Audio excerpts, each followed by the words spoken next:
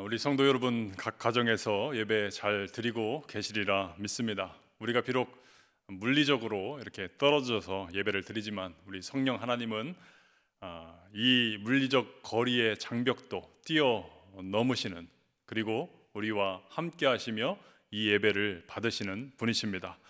오늘 각 가정에서 드리는 그 예배 가운데 성령께서 주시는 은혜 또한 말씀 충만함으로 넘치는 귀한 이 예배가 될 수 있기를 바랍니다. 이러한 참 위기의 때일수록 우리가 더 영적으로 민감하게 깨어서 하나님의 음성에 귀를 기울일 수 있어야 합니다.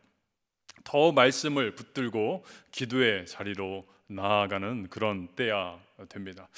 한 신문에 보니까 지금은 준전시 상황이다, 이런 타이틀이 있는 것을 보았습니다. 정말로 총소리, 화염만 없지 전 세계가 또 온 도시들이 이 바이러스와 전쟁을 치르고 있습니다. 바이러스 온 세상이 마비되어 있지요. 닫히고 막히고 또 취소되고 중단되는 그러한 일들이 참 많습니다.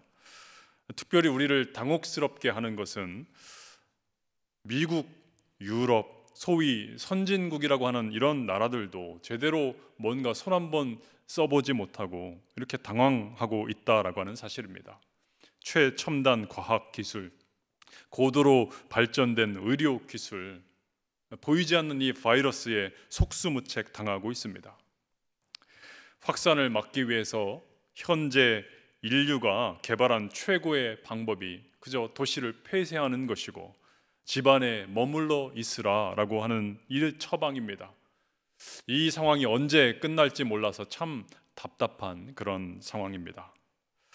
여러분, 우리가 살아가다 보면 종종 이러한 답답한 상황과 마주할 때가 있습니다. 막막하고 뭔가 해결의 기미가 보이지 않고 뭔가 하고는 싶은데 할 수 없는 그러한 상황 말입니다. 오늘 본문에 이스라엘이 그러했습니다. 이스라엘이 출애굽하여 이제 홍해 바다 앞에 다다랐습니다.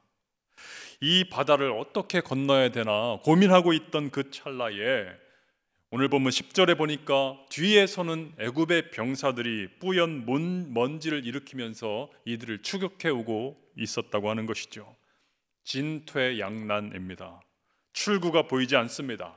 앞으로 가면 바닷물에 빠져 죽고 뒤로 가자니 애굽 병사들의 칼에 맞아 죽을 것 같고 할 수 있는 것이라고는 고작 그 자리에 머물러서 그냥 우왕좌왕 두려워하면서 있는 수밖에 없었다라고 하는 것이죠.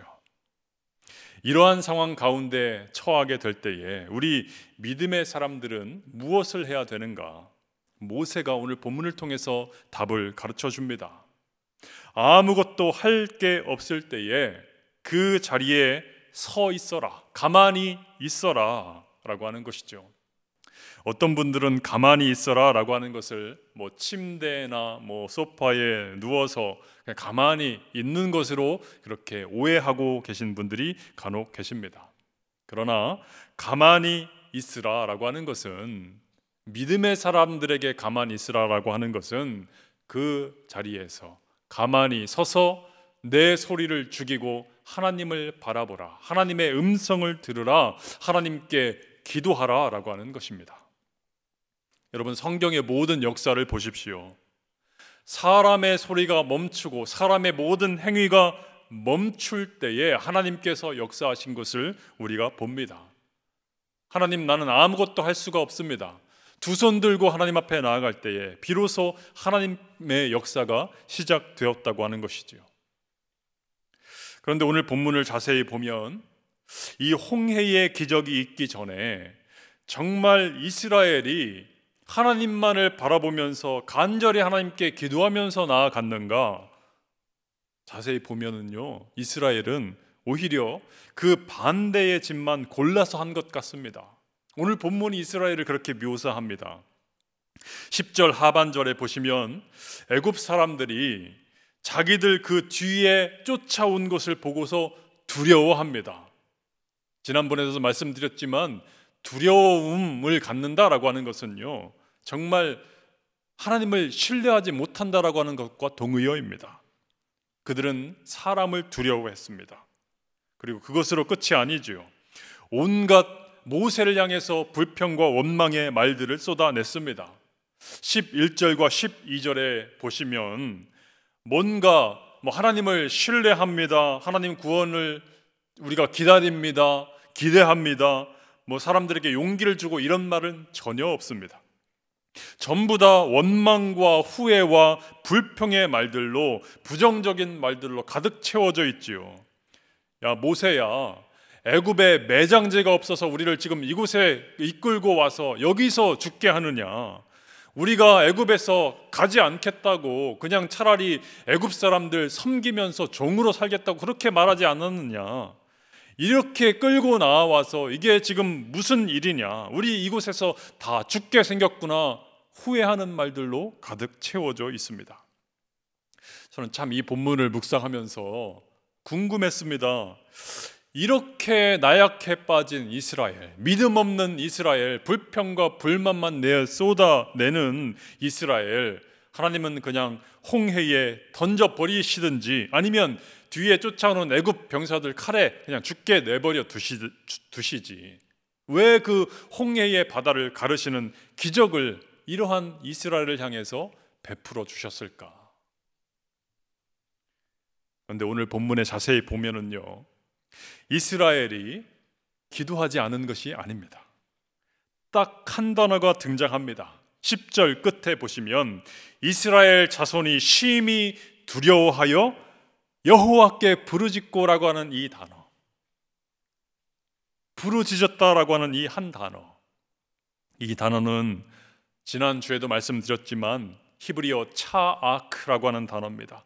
하나님의 이름을 크게 불렀다, 하나님께 부르짖어 기도했다. 어쩌면 위기의 상황 가운데 이스라엘은 제대로 된 기도를 드린 것이 아니고 외마디 하나님을 향해서 불렀던 그 비명으로 끝났을 수도 있습니다. 그냥 주여 어떻게 하면 좋겠습니까? 이 짧은 기도로 마쳤을 수도 있습니다. 그리고 그 기도 앞과 뒤로는 말하기도 부끄러울 정도이지요. 이스라엘은 두려워했고, 이스라엘은 원망과 또한 불평과 후회의 말들로만 가득 채워지는 그러한 시간들을 보냅니다.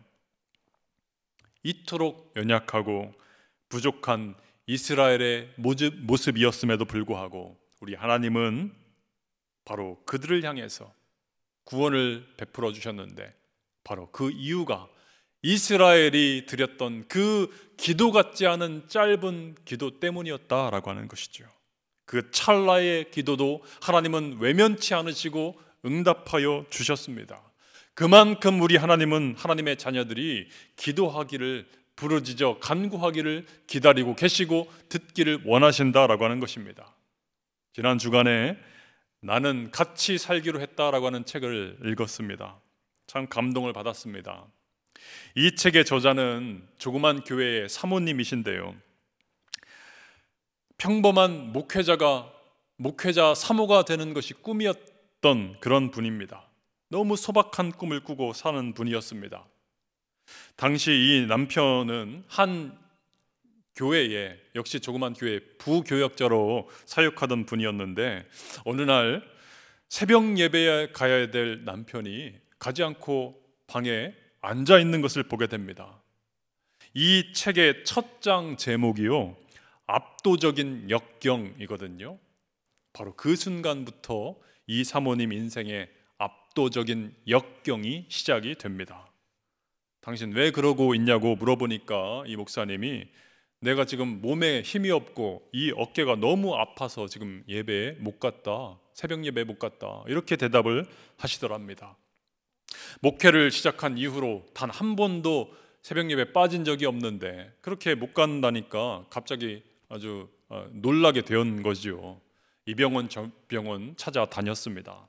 병명을 알 수가 없었습니다. 나중에 밝혀진 병명이 희귀 난치성 섬유 근육통 증후군이었답니다. 한마디로 말씀드리면 불치병, 고칠 수 없는 병이다라고 하는 거죠.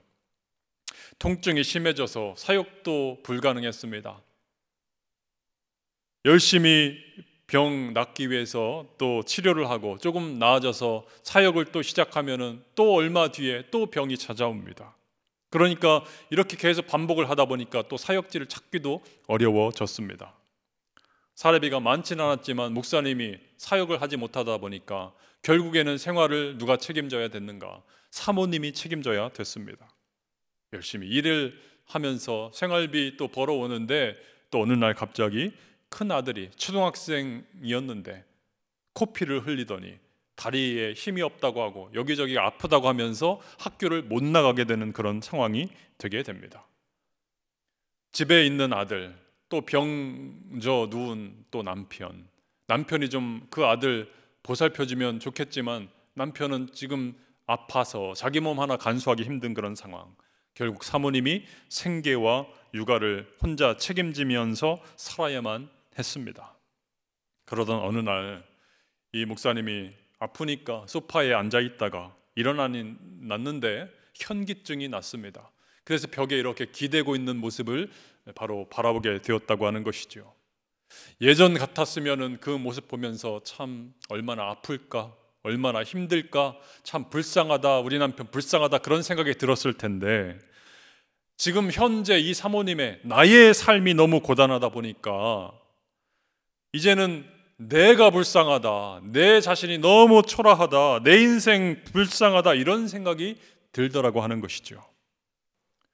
지금도 너무 힘들어서 간신히 버티고 있는데 앞으로 나아질 기미는 보이지 않고 남편 병이 나을 수 있는 그런 병도 아니고 지금 큰아들도 아프고 통장의 돈은 점점 바닥을 보이고 있고 남편에 대한 원망의 마음이 들더랍니다. 자기는 전혀 사모가 되겠다는 그런 계획도 없었고 목회를 하고 싶지도 않았는데 남편 만나서 이렇게 되었으니 후회가 되고 원망이 되더라고 하는 거지요. 시계반을 거꾸로 돌릴 수만 있으면 돌리고 싶더랍니다.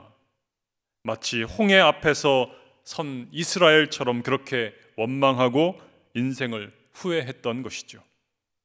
그리고는 그 원망의 화살이 이제는 하나님을 향합니다. 하나님을 향해서 원망 가득한 기도를 올려드립니다.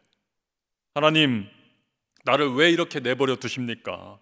제가 무슨 큰 걸 바란 게 아니잖아요. 그냥 남들처럼 쉬는 날 아이 손잡고 남편 손잡고 어디 공원에 그냥 놀러 다니고 제 인생이 남들처럼 꽃길로 가득 찬 그런 길은 아니더라도 제 인생길에 그래도 꽃 한 송이, 두 송이 정도는 피어 있게 해줄 수 있는 것 아닙니까?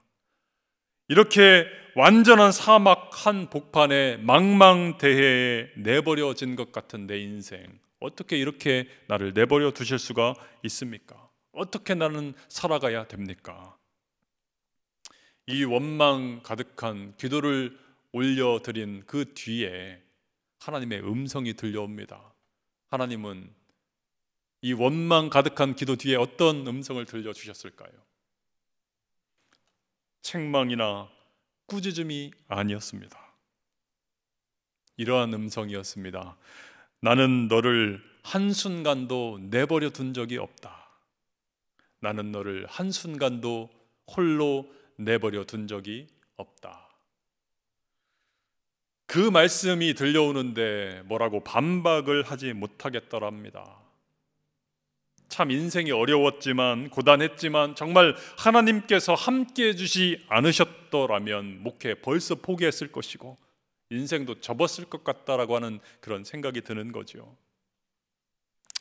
그동안 숱하게 하나님을 향해서 대거리질도 하고 원망과 비난의 단어들도 쏟아낸 적도 참 많았는데 하나님은 단 한 번도 너 어떻게 나에게 그럴 수 있니? 한마디 책망하지 않으시고 그저 그 모든 원망의 기도 다 들어주시고 그녀와 동행해 주셨던 하나님이 깨달아졌습니다. 그러자 원망이 사라지고 감사가 생겼습니다. 또 하루는요, 이 하나님이 먹을 것이 없어서 이제 저녁 준비를 하러 시장에 갔는데 이렇게 보니까 돈이 없으니까 싼 것만 찾게 되잖아요. 싼 그 야채 가게에 배추가 보였습니다. 다른 배추들하고 비교해 보니까 이 싼 배추는 구멍이 숭숭 뚫려 있는 겁니다. 그래서 그 가게 사장님에게 이거 왜 그러냐고 이렇게 물어보니까 그 사장님이 어떤 할머니가 자기 텃밭에서 키우는 건데 유기농으로 키운 것이고 농약도 치지 않은 그러한 배추라서 이렇게 벌레가 먹어서 구멍이 숭숭 뚫려 있다. 그래서 물었답니다. 유기농이면 비싸게 팔아야지 왜 이렇게 싸게 팝니까? 물으니까 구멍이 이렇게 뚫려 있다 보니까 손님들이 안 찾는다고, 안 사간다고. 아주머니한테는 내가 1,000원에 그냥 거의 공짜로 그냥 드릴 테니까 그냥 가져가라고 말을 하더랍니다. 그래서 그 유기농 무농약 그 배추를 믿어서 산 것이 아니고 그냥 1,000원이라 공짜라서 거의 싸니까 샀답니다. 장바구니에 그 구멍 뚫린 배추를 들고 오면서 보니 참 못났더라고 하는 거죠. 상품 가치도 없는 배추. 그래서 아무도 찾지 않는 배추. 꼭 자기 인생 같더랍니다. 이렇게 혼잣말을 합니다. 하나님, 이 구멍난 배추가 꼭 내 인생 같네요. 이 구멍난 배추가 꼭 내 인생 같네요. 그러면서 이제 집으로 가지고 와서 하나하나 배추를 씻고 있는데 그 안에서요, 배추 안에서 달팽이 한 마리가 조그만 게 똑 떨어지더랍니다. 그리고 또 다른 배추를 씻는데 거기서도 또 조그만 달팽이 한 마리가 뚝 떨어지더랍니다. 처음엔 거짓말인 줄 알았는데 이것이 유기농이라고 하는 것, 무농약이라고 하는 것, 거짓말인 줄 알았는데 진짜네, 진짜 무농약이네. 하나님, 가짜인 줄 알았는데 진짜였네요.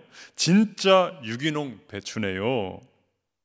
이 기도 같지도 않은 자기 혼잣말 기도를 하나님께 올려드렸는데 그때 또 하나님께서 음성을 들려주시더랍니다. 너도 진짜야. 내 남편도 진짜야. 내 아이들도 진짜 나의 자녀야. 너희에게 구멍난 그 상처들이 바로 내 자녀라는 증거야. 이러한 음성을 들려주시더랍니다. 지금까지 사모님은요, 하나님의 자녀됨의 증거가 멋진 배추들처럼 성공해서 뭔가 눈에 드러나고 자랑거리가 있는 그러한 인생이어야 한다고 생각을 했답니다. 그래서 그동안은 조그만 교회에 내 남편이 목사고 나는 사모입니다, 이 말을 하기가 참 부끄러웠다고 하는 거죠. 하나님은 나의 생각과 나의 관점과는 다르다고 하는 것을 그 순간에 깨닫게 됩니다. 오히려 인생에 구멍난 그 상처가 진짜 내 자녀됨의 증거다. 우리와는 전혀 다른 기준으로 나의 인생을 바라보시는 그 하나님을 깨닫게 됩니다. 그렇게 들려주신 하나님의 음성으로 인해서 그동안 목회하면서 또한 인생을 살아오면서 아픈 그 구멍들에 대한 모든 상처가 치유되는 경험을 배추 씻으면서 하게 되는 겁니다. 저는 그 어떤 간증집보다도 이 책을 읽으면서 큰 은혜를 받았습니다. 기도해서 남편 불치병이 낫고 또 아들 병도 막 낫고 이러한 기적을 체험하는 간증도 참 귀하지요. 귀하지만 이 사모님처럼 그 고난의 상황을 지나면서 그 연약한 모습으로 때론 하나님께 불평의 기도를 올려드리고 하나님 원망에 가득 찬 그 기도를 드리고 그러한 삶을 살았지만 그럼에도 불구하고 하나님은 그 기도를 외면치 않으시고 꾸짖지 않으시고 나는 너를 한순간도 홀로 내버려 둔 적이 없다. 하나님, 이 구멍난 배추가 꼭 내 인생 같아요. 기도 같지 않은 그러한 외마디 외침에도 하나님은 들으시고 너도 진짜야. 내 남편도 진짜야. 내 아이들도 진짜야. 위로해 주시고 다시 일으켜 주셔서 목회의 길을 다시 걸어갈 수 있도록 힘 주시고 능력 주셨던 그 하나님. 홍해 앞에서 어쩔 줄 몰라 두려워하면서 모세를 향해 불평, 불만 또한 자기 인생을 바라보면서 후회의 말들만 쏟아냈던 그 가운데 하나님을 향해서 외쳤던 그 외마디 한마디 기도의 단어, 그 짧은 외침의 기도, 그 기도도 하나님은 무시하지 않으시고 들으셔서 이스라엘을 건져주셨던 우리 하나님께서 오늘 성도 여러분과 함께 동행하여 주십니다. 여러분의 그 기도를 듣기 원하십니다. 여러분의 그 기도를 하나님은 들으십니다. 여러분, 이렇게 다급한 시기에 정말 하나님만 바라보면서 기도의 자리로 나아가야 될 시기에 우리 얼마나 연약합니까? 기도하지 않잖아요. 부르짖어 기도하지 않잖아요. 부르짖는 그 기도의 시간보다 그냥 불평하고 두려워하고 걱정하는 시간이 더 많지 않습니까? 어떤 성도님들 말씀 들어보니까 집안에 요즘에 있는 시간이 점점 많아지고 그러면서 옛날보다 바쁘던 시절보다 더 말씀 많이 읽고 더 기도 많이 할 줄 알았답니다. 그런데 그렇게 되지 않더라고 하는 거죠. 그냥 누워있고 멍 때리고 TV 보고 먹고 잠만 자다가 그냥 살만 확진자가 되어서 그러한 인생 살아가고 있다라고 하는 그러한 고백들을 참 많이 듣습니다. 우리는 참 연약한 존재입니다. 나약한 존재입니다. 그럼에도 불구하고 우리가 짧은 순간이라도 하나님께 부르짖으며 기도하며 나아갈 때에 하나님은 그 기도를 들으신다라고 하는 것이죠. 그 기도를 들으셔서 하나님은 당신의 역사를 이루어 가신다라고 하는 사실입니다. 그 하나님의 놀라운 역사를 바라보며 그 역사에 동참하는, 기도의 자리에 동참하는 저와 여러분의 삶이 되기를, 이 사순절이 되기를 주님의 이름으로 축원합니다.